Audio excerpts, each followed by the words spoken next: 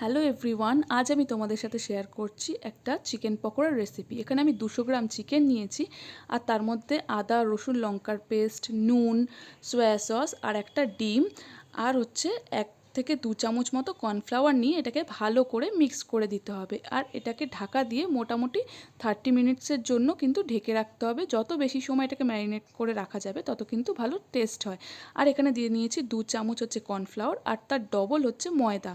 আর এরপরে এর মধ্যে দিয়ে দেবো হচ্ছে গোলমরিচ গুঁড়ো আর লঙ্কার গুঁড়ো দিয়ে এটাকে ভালো করে মিক্স করে নিতে হবে। তারপর একটা প্যানে তেল গরম করতে দিতে হবে। আর এরপর হচ্ছে যে চিকেনটা হচ্ছে ম্যারিনেট করা ছিল সেটাকেই ময়দার মধ্যে কোট করে নিতে হবে। এর ফলে কিন্তু খুব সুন্দর একটা ক্রাঞ্চি ভাব আসে।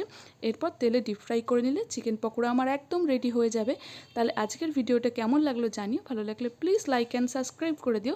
আর যারা ফেসবুক থেকে আমার ভিডিওটা দেখছো তারা প্লিজ ফলো করে দিও। চলো বাই, দেখা হচ্ছে